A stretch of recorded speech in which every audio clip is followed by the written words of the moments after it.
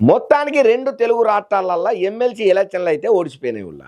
ఇక దీని మీద చాలా వరకు చర్చలు రచ్చలు బాగానే నడిచినాయి. ఎవరి తాలూకా వాళ్ళు ప్రచారాలు గట్టిగానే చేసుకున్నా సుతం చివరాఖరికి ఓటరు ఎట్లా తీర్పిస్తాడనేది మాత్రం ఆ ఎమ్మెల్సీ ఎలక్షన్ల రిజల్ట్ వచ్చిన తర్వాతనే తెలుస్తుంది. మరి ఇక దీనికి సంబంధించిన పురాగా ముచ్చట నేను బరాబర్ పట్టుకొని వచ్చిన చూడుండ్రి.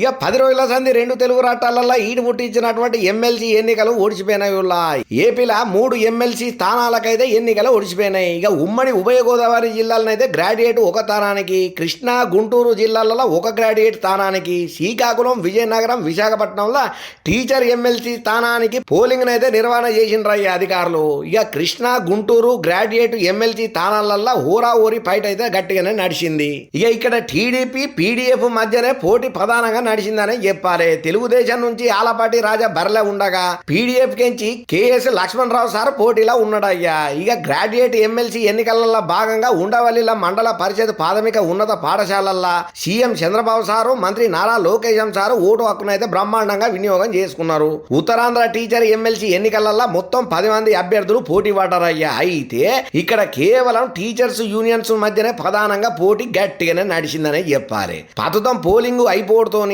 కాచేపట్ల బ్యాలెట్ బాక్సులను విశాఖకు తరలించబోతున్నారట ఎన్నికల అధికారులయ్యా. ఇక ఇదిట్టుంటే ఉభయ గోదావరి జిల్లా ఎమ్మెల్సీ ఎన్నిక పోలింగ్ కేంద్రాల దగ్గర పైసల పంపిణీ గట్టి వివాదాస్పదానికి దారితీసిందయ్యా. డిప్యూటీ సీఎం పవన్ కళ్యాణ్ నియోజకవర్గమైన పిఠాపురంలో ఓటుకు నోటు అంటూ మాజీ సీఎం హర్షకుమార్ సారు వీడియోను రిలీజ్ చేసుడు ఇప్పుడు పెద్ద రచ్చ చర్చకే దారితీసింది. ఇక అటు తెలంగాణలో కూడా 3 ఎమ్మెల్సీ స్థానాలకు పోలింగ్ ఓడిచిపోయింది. అయితే ఎమ్మెల్సీ ఎన్నికలు తెలంగాణలో జనరల్ ఎలక్షన్స్ ను తలపించేటట్టే కనబడ్డాయి. ఎందుకయ్యానంటే ఇక్కడ 3 ఎమ్మెల్సీల 2 టీచరు, 1 గ్రాడ్యుయేట్ స్థానానికి ఎన్నికలు అయినాయ్యా.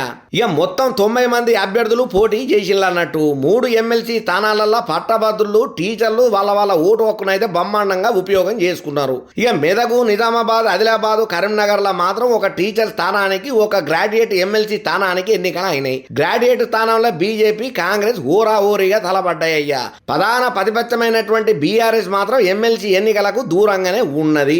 మెదకు, నిజామాబాద్, ఆదిలాబాద్, కరీంనగర్ లో 1 టీచర్ స్థానానికి, వరంగల్, ఖమ్మం, నల్గొండలో 1 టీచర్స్ ఎమ్మెల్సీ స్థానానికి పోలింగ్ ఓడిచిపోయింది. అయితే టీచర్స్ ఎమ్మెల్సీ స్థానాలలో మాత్రం ఉపాధ్యాయ సంఘాల మధ్యనే ఫైట్ బాగానే నడిచింది. ఇక అటు పోలింగ్ కేంద్రాల దగ్గర కూడా పోలీసు బందోబస్తు బాగానే ఏర్పాటు చేసిళ్ళు. ఆదిలాబాదు, ఖమ్మం, వరంగల్ లో చాలా చోట్ల ఉద్రిక్త పరిస్థితులు అయితే బాగానే ఏర్పడ్డాయని చెప్పాలి. ఇక ఏపీ, తెలంగాణలో మొత్తంగా 6 ఎమ్మెల్సీ స్థానాలకు ఎన్నికలు పూర్తవుతూనే మార్చి 3వ తేదీన ఓట్ల లెక్కింపు కూడా అయిపోతుంది. అయితే వచ్చే సోమవారం ఈ అభ్యర్థుల భవితవ్యం తేలబోతున్నదని చెప్పని అంటున్నారు చాలా మంది. మరి చూడాలే ఏమైతుందో ఈ ఎమ్మెల్సీ 2 రాష్ట్రాలలో అయిన సంగతి అని చెప్పి చాలా ఇంట్రెస్టింగ్ గా ఎదురు చూడబట్టిళ్ళు ప్రతి ఒక్క కామను మనిషి.